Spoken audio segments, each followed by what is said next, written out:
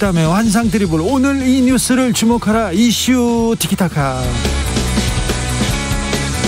머리끝부터 발끝까지 핫 이슈를 더 뜨겁게 이야기 나눠봅니다. 봉호상박 최진봉 성공회대 교수. 안녕하십니까, 최진봉입니다. 반갑습니다. 서기호 전 판사 전 의원 현 변호사 안녕하세요. 안녕하세요. 네, 그렇죠.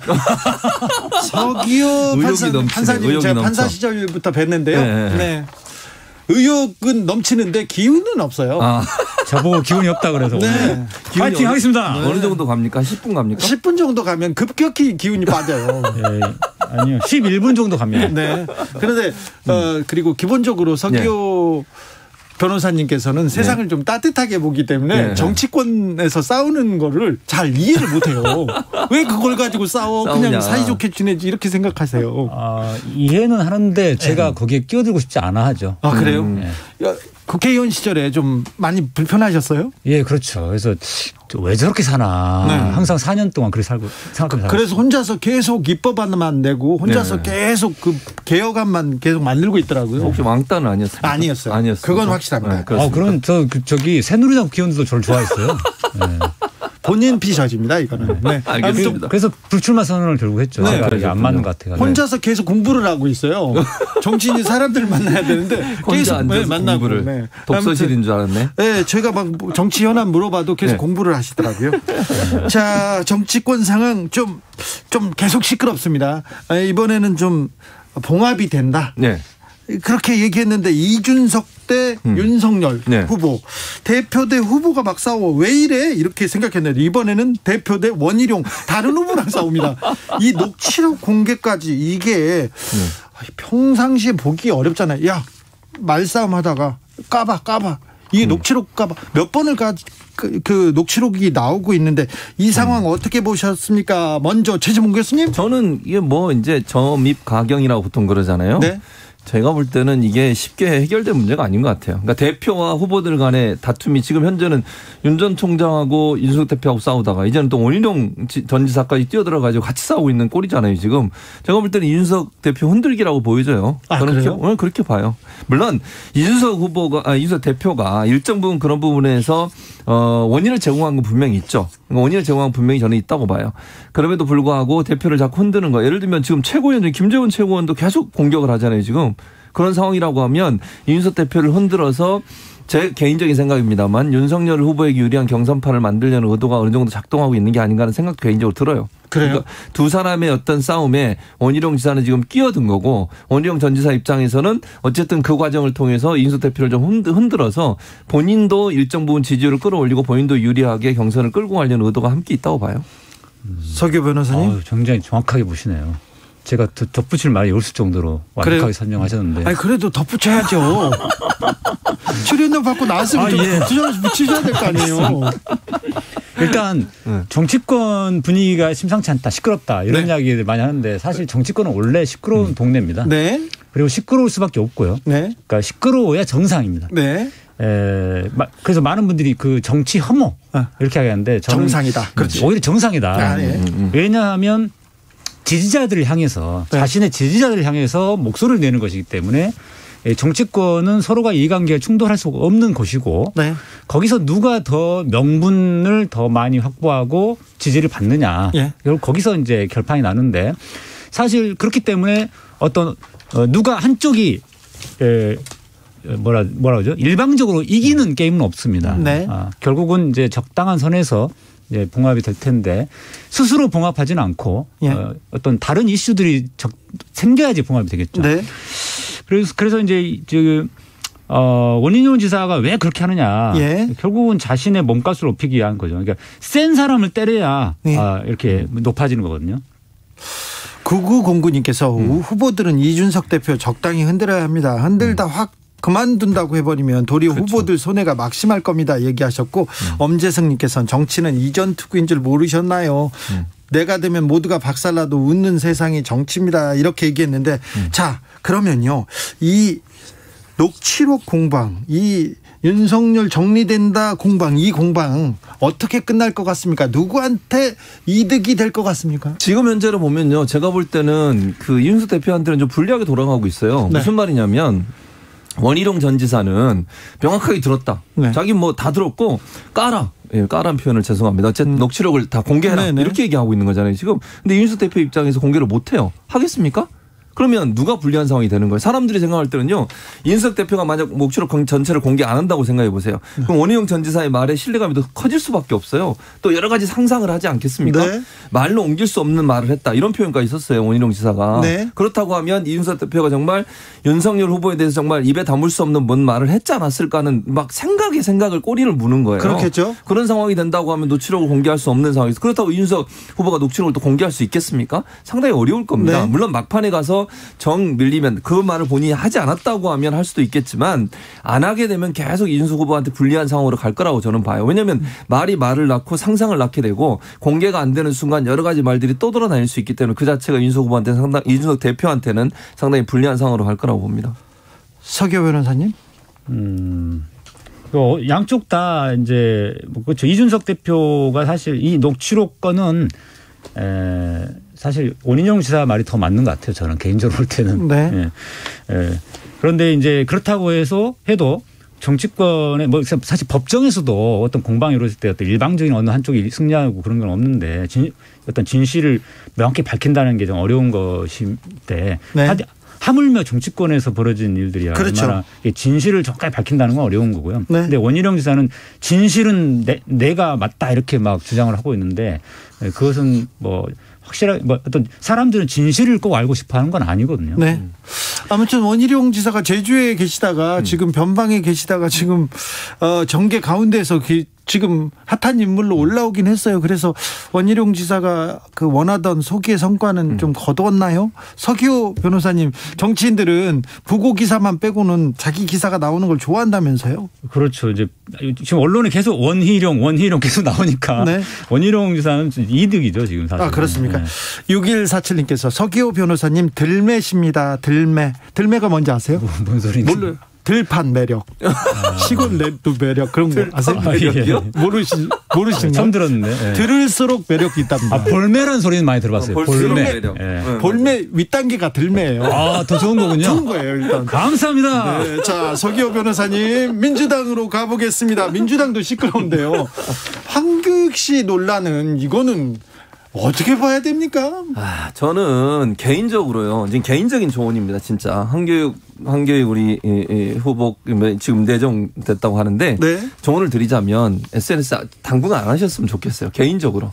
물론 본인의 그 감정적 표현은 이해는 돼요. 네. 그러니까 본인이 뭐 정상적인 방법으로 다 해왔는데 네. 왜 이걸 문제 삼느냐고 얘기할 수 있지만 이게 본인이 그렇게 쓰시고 지금 이낙연 후보를 뭐 또 낙선시키는데 뭐 하겠다 이렇게 얘기를 해버리면 네. 이게 전혀 다른 양상으로 확산이 되거든요. 지금 다른 양상으로 넘어가고 있어요. 그래서 전혀 도움이 안 돼요. 그리고 이거는 이재명 후보 입장에서 상당히 부담스러운 상황으로 지금 가고 있거든요. 네. 그러니까 본인이 그냥 가만 계셨으면 뭐 좀 논란이 되더라도 어느 정도 지나갈 수 있는 사안이었다고 저는 개인적으로 생각을 해요. 네. 그런데 지금 본인이 여기에다가 SNS 글을 올리면서 그것 좀 강하게 글을 올리셨잖아요. 그러다 네. 보니까 불의 기름을 참 반대로 불에 기름을 끼얹는 그런 상황이 돼버렸어요. 그래서 지금 이재명 지사가 어제 토론회에서 뭐라고 얘기했냐면 자, 도의회에서 인사청문회 하는 거, 그다음에 여론 보고, 그리고 나서 최종 결정하겠다 이렇게 얘기를 했어요. 예. 약간 뉘앙스가 저는 바뀌었다고 보는데 어쨌든 이재명 후보 입장에서 상당히 부담스러운 상황이 되고 선거 캠프에서 이 문제를 계속 논의할 수밖에 없는 상황이 돼버렸다. 네. 그래서 제가 볼 때는 황교익 씨가 SNS 글을 올리는 것이 오히려 이 문제가 더 어려운, 더 꼬이게 만드는 상황으로 갔다라고 보여집니다. 황교익 씨는 친일 논란이라고 친일이 앞에 붙자마자 굉장히 화가 나신 것 같아요. 예, 그래서 정치권에서 제가 보면은 네. 참 분노 조절을 잘 하셔야 되는데 여기 안 되는 경우가 가끔씩 있더라고요. 네. 예, 그래서 이게 저도 좀 안타까운 게 이 경기관광공사 사장이 내정된 거 가지고 막 문제 삼는 것도 문제지만 네. 거기다가 이제 SNS에서 어떤 표현을 썼냐면은 이낙연 후보의 정치적 생명을 끊는데 네. 주력하겠다 뭐 이렇게 네. 그렇죠. 제가 그걸 보고 깜짝 놀랐는데 아니나 다를까 그 표현만 쏙 빼가지고 이제 언론에서 제목으로 달았어요. 그렇죠. 그러면 사람들이 볼 때는 그 무슨 이낙연 후보의 정치적 생명을 끊겠다 뭐 요 내용을 이야기한 것처럼 비춰지는데 사실은 전체 전문을 보면은 그런 내용은 아니거든요. 네. 그래서 분노 조절이 안 되면 이런 그 약간 좀 뭐라 해야 되나 이제 좀 수위가 높은 표현이 이제 등장하게 되고 언론에서는 그거를 받아쓸 수밖에 없게 되고 왜냐하면 언론에서 아무래도 이제 좀 이제 뭐 사람들에게 이목을 집중시키기 위한 어떤 보도를 쓰다 보니까 그러면 이제 국민들은 그 내용만 잘라서 본단 말이죠. 네. 그래서 좀 여러 가지 꼬이게 된다 이런 생각이 들어서 좀 안타깝습니다. 그런데 여권의 논란, 이준석 녹취록 논란과 이 황교익 논란과 어떤 뉴스의 가치의 차이는 있지 않습니까? 네, 그렇죠. 가치의 차이는. 네, 그런데 동시에 이렇게 계속 여도 야도 이렇게 때리는데 언론이 어떤 태도를 가지고 보도를 해야 된다고 보십니까? 저는 이제 균형을 맞춰야 한다고 생각을 해요. 그리고 지금 두 가지 문제 사안만 보면 사실은 국민의힘의 이런 그 분쟁 논란은 훨씬 더 큰 문제예요, 사실은. 그러니까 전체 경선 틀 전체를 흔들 수 있는 그런 상황이고요. 뭐 이런 표현까지 언론이 썼더라고요. 이게 뭐 봉숭아학당이냐 이런 표현까지 썼어요. 언론의 표현입니다. 제 표현이 아니고요. 그만큼 이거는 뭐 중구난방 뭐 규율도 없고 뭐 뭣도 없다 이런 표현인 것 같은데 이게 상당히 더 심각한 문제예요. 사실 황교익 씨 문제 같은 경우에는 이재명 지사하고 이낙연 후보 사이의 문제이고 이건 개인의 이제 후보 개인과 관련된 문제라고 하면 이 국민의힘 문제 같은 경우 훨씬 더 큰 문제고 훨씬 더 폭발력이 크다고 저는 보여지거든요. 그래서 이 문제가 좀 더 집중적으로 저는 보도되는 게 맞다고 생각해요. 무게감으로 본다고 하면. 근데 보면 뭐 지금 뭐 황교익 씨 이 SNS 글 이게 훨씬 더 언론에 많이 지금 부각이 되고 자극적으로 보도를 하고 있는데 물론 보도할 수 있다고 봅니다. 그거 뭐 하지 말라는 건 아니고요. 다만 무게 형량으로 봤을 때 어느 부분이 더 중요하냐 하는 부분들을 고려해서 무게감을 두는 게 필요하지 않겠나는 생각이 듭니다. 아름다운 세상님께서 이낙연 후보가 가만히 있어야지요. 황교익 씨는 원래 바로바로 사실을 말하시는 분인데 쓸데없이 건드니까 반박해 줘야 되는 거죠. 이렇게 얘기했습니다. 언론 얘기가 나와서 언론중재법 공방으로 넘어가 보겠습니다. 지금 언론중재법 가장 중요한 때를 지나가고 있습니다. 뭐 이번 주에 뭐 통과된다 안 된다 뭐 얘기도 많은데 민주당이 제시한 언론중재법 수정안 내용은 어떻게 보시는지 언론 전문가 최진봉 교수님. 일단 뭐 수정안 내용들은 일정 부분 문제를 보완해서 됐기 때문에 저는 긍정적으로 평가를 하고요. 수정안 정도라고 하면 저는 이제 통과돼도 그렇게 무리가 없다고 봐요. 왜냐하면 가장 크게 문제를 삼고 있는 것은 언론의 자유나 언론의 취재의 자유를 침해할 거다라는 우려잖아요, 사실은. 근데 그런 부분인데 이 문제 같은 경우에 언론중재법의 그러니까 사실과 다른 허위 조작 정보라든지 아니면 제대로 취재하지 않고 잘못된 정보를 보도했을 경우에 한해서만 문제를 삼는 것이고 이게 수정안 같은 경우에 손해배상제 도입의 범위를 언론사의 사회적 영향력과 전년도 매출액에 적극 고려해서 금액도 정하기로 했고 또 하나는 공익을 침해하거나 청탁금지법 위반 등 언론의 사회적 책임을 수행하는 데 필요한 보도는 제외하기로 했거든요. 그러니까 제외했다고 하는 것은 지금 논란이 되고 있는 부분이에요. 예를 들면 공익적인 부분에 있어서 비리가 있는 부분을 취재했는데 그것까지 언론중재법에 의해서 처벌하는 건 아니다는 거죠. 그 부분이 논란이 됐던 거거든요, 사실은. 그러니까 예를 들면 어느 정치인이나 유력 정치인들, 고위 공직자들 아니면 재벌들 여기에 대한 비리들을 막 보도했어요. 근데 그것도 예를 들어서 그쪽에서 문제를 제기해서 언론중재위원 중재를 요청할 수 있잖아요. 그랬을 경우에 그것까지도 보호해주면 이거는 공익적 차원에서 권력기관에 대한 언론의 감시 기능이 침해된다. 이렇게 비판해서 그걸 뺐어요. 그래서 어느 정도 저는 수정안이 됐기 때문에 수정안에 대해서는 일정 부분 저는 긍정적으로 평가하는 그런 관점입니다. 자기 전문 분야 나왔다고 긍정적으로 얘기한다는 얘기만 듣고 나머지는 다다다다다 해가지고 무슨 말인지 잘 몰랐다는 사람들도 좀 있을 것 같아요. 근데 이게 원래 취지야 좀 건드리면서 누더기법이 된 거 아닌가 이렇게 걱정하는 분도 있습니다. 3116님께서 언론중재법이 중대재해기업처벌법처럼 누더기법이 될까 봐 걱정이에요. 이렇게 말하는데 서기호 변호사님. 예, 저도 그런 걱정이 듭니다. 네. 예, 제가 국회 4년간 활동하면서 느낀 건데 실제로 그렇게 누더기 법안된 사례가 많아요. 근데 여러 가지 반대 의견들이 제기되면은 그걸 또 어느 정도 뭐 절충안이 나올 수밖에 없기 때문에 그러다 보면 이제 누더기 법안이 되는 건데요. 지금 나온 수정안 정도까지는 그나마 저는 괜찮다고 생각이 되는데 그 이상으로 자꾸 수정하다 보면은 별로 의미가 없어지지 않을까라는 생각이 들고요. 또 한 가지 제가 하고 싶은 이야기는 이게 언론중재법에 대해서 이제 언론 관계자분들이 많이 반대를 하시고 특히 노조에서 활동하시는 분도 많이 반대하시는데 네. 이게 좀 관점을 바꿔야 된다고 생각합니다. 그러니까 과거의 군사독재 시절에는 언론의 자유가 중요했지만 네. 지금은 언론의 책임이 더 중요한 시대다. 네. 그래서 좀 관점을 바꾸셨으면 좋겠습니다. 알겠습니다. 그리고 삼성이나 거대 권력기관 앞에서는 한마디도 안 하고 이미 그 앞에서 언론의 권리를 포기한 사람들이 와가지고 지금 언론중재법 나오기만 하면 자기네들을 침해한다고 얘기하는데 다 그 목소리에 찬성하진 않습니다. 네, 반대의 목소리도 있고요. 이슈 티키타카 2부에서 이어가겠습니다. 2부에서는 오늘의 교훈에 대해서 더 논해보겠습니다.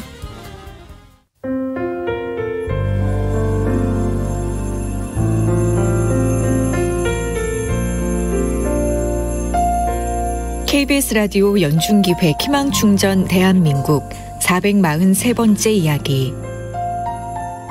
안녕하세요. 아나운서 이현주입니다. 12살 근수와 1살 터울의 동생은 더 이상 부모님의 얼굴이 기억나지 않습니다.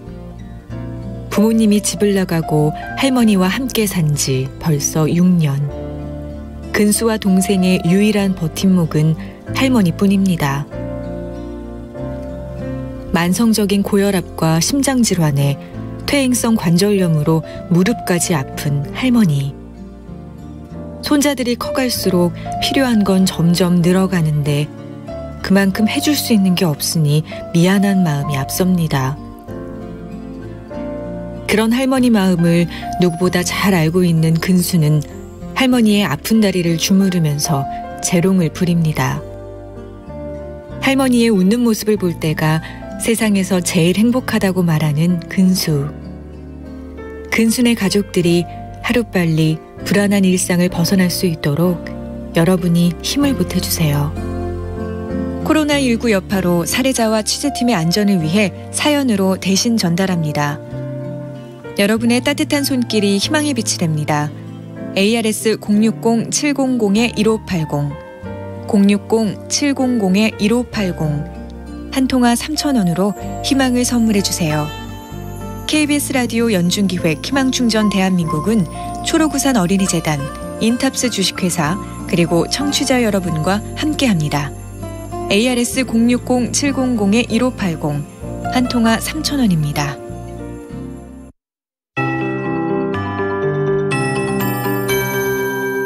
KBS 58분 날씨. 현재 일부 남부지방으로 폭우가 지나고 있습니다. 오늘은 이렇게 강원 영동과 경상권 흐리고 강원 영동과 경상권 해안도 비가 내리겠고요. 수도권이나 강원 영서, 충청, 전라, 경상권 내륙과 제주 거의 전국 곳곳으로 소나기가 요란하게 지나겠습니다. 현재는 주로 이렇게 호우특보가 남부지방에 발효 중인데 수도권이나 중부지방도 안심할 수 없는 상황입니다. 요란한 소나기에 피해 없도록 주의하셔야 되겠고요. 지금 호우주의보는 광주광역시를 포함한 전남 일부 지역, 또 경북 일부, 충남 태안군에 발효 중이고요. 앞으로 경북 그 밖의 일부 지역과 강원도 쪽으로도 호우특보가 발효될 가능성이 있겠습니다. 내일 아침까지 강하게 비가 내리는 곳이 있겠고요. 특히 동해안 쪽은 내일 밤까지도 예보가 돼 있고 내일도 곳곳에 낮부터 밤사이 소나기 예보가 있습니다. 모레까지 이렇게 소나기가 지나고 나면 글피부터 새벽에 제주와 남해안을 시작으로 비가 내려 전국적으로 확대되겠고요. 이 비는 당분간 쭉 이어질 가능성이 있겠습니다. 내일 아침 최저기온 서울 21도, 전국이 17도에서 23도로 아주 선선하겠고요. 낮 기온 서울 31도 등 전국이 24도에서 31도로 오늘과 비슷하겠습니다. 이렇게 소나기 양이 상당히 많은데요. 특히 곳곳으로 동해안 쪽은 30에서 80, 많은 곳 120mm 이상입니다. 최영우였습니다.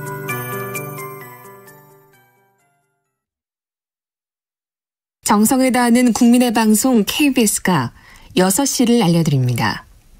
AM 711kHz, FM 97.3MHz, KBS 1라디오입니다. HLKA.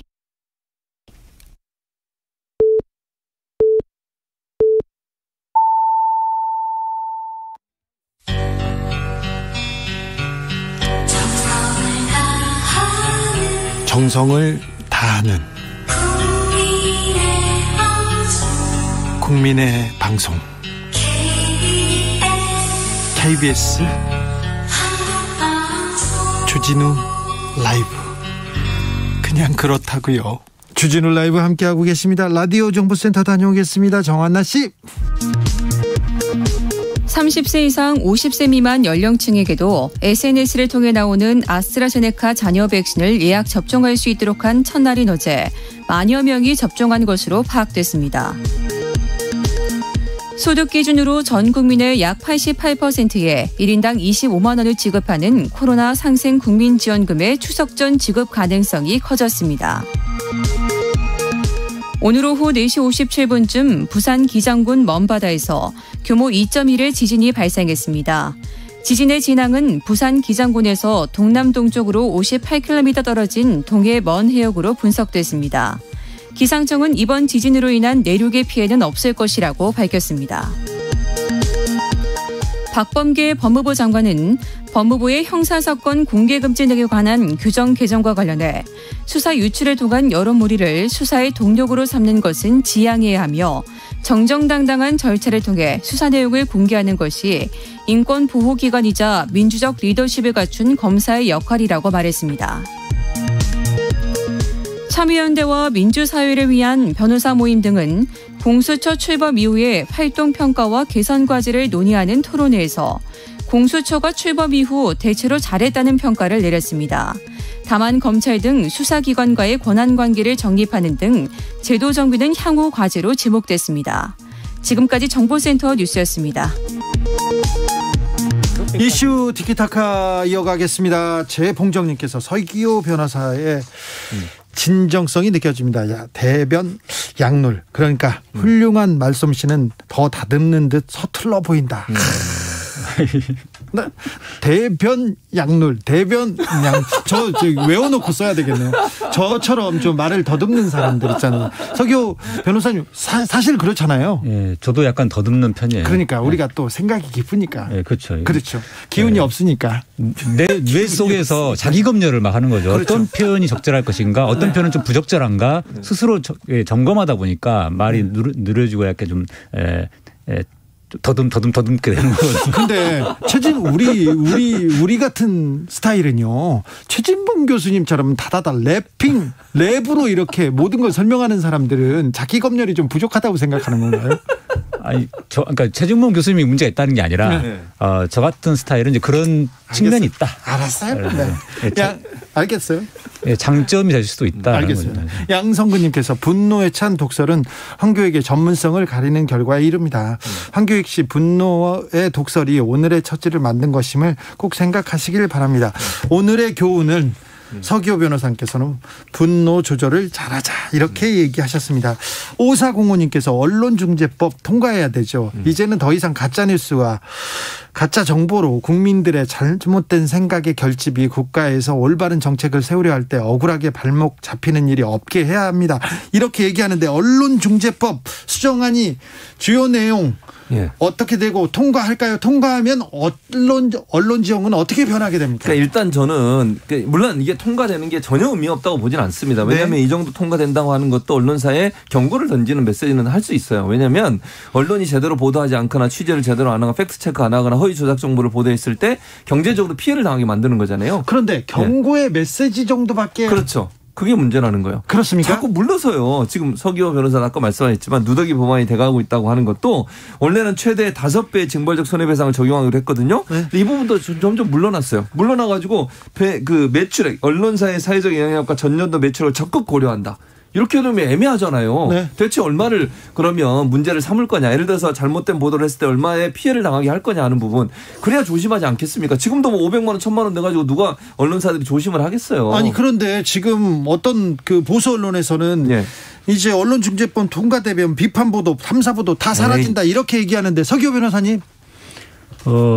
이제 저는 또 어떤 걸 생각하냐면 현실적으로 법원의 판사들이 과연 이 언론중재법이 통과된다고 해서 언론사에 대해서 과연 세게 어떤 손해배상액을 때릴 것이냐. 꼭 그렇지도 않다고 봐요. 지금도 판사님들이 언론의 자유를 너무 많이 봐줘서 너무 큰 피해를 입었는데도 500만 원 배상하고 끝나는 경우가 많았지 않습니까? 그렇죠. 그게 왜 그런 일이 벌어지냐면 판사들이 언론에 약합니다. 약하더라. 예, 또 언론의 자유를 중시한다기보다는 네. 언론의 불이익을 가하면, 그러니까 네. 불이익은 좀 표현이 그런데 언론에 좀 손해배상을 좀 강하게 많이 매기면 네. 이제 언론에서 이제 어떤 비판적 보도가 쏟아질 거 아니에요. 네. 그래서 사실은 판사들이 우리나라에서 제일 두려워하는 어떤 존재, 어떤 집단이 겁찰과 언론이거든요. 아, 그래요?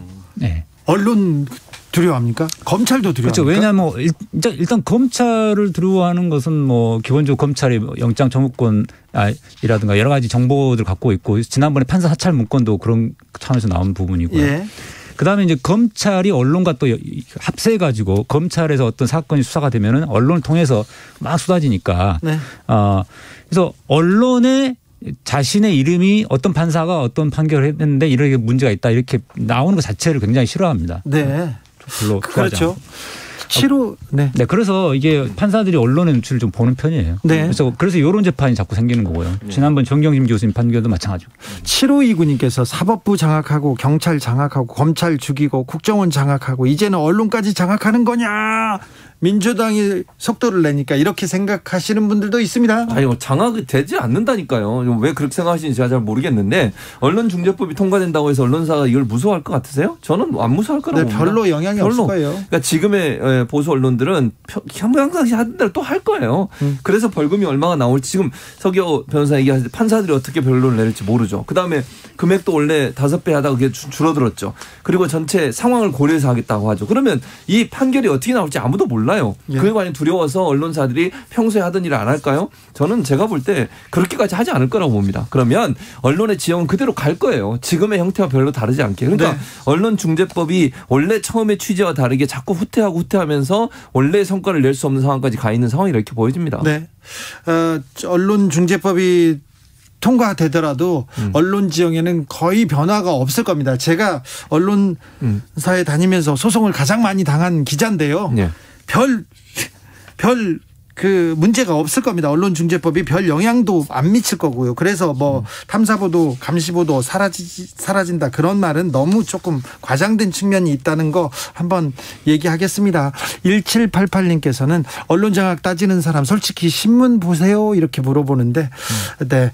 특정 신문만 이렇게 보시면 안 됩니다. 특정 신문만 보고 주식 사지 않습니까? 그러면 큰일 납니다. 큰일 나요.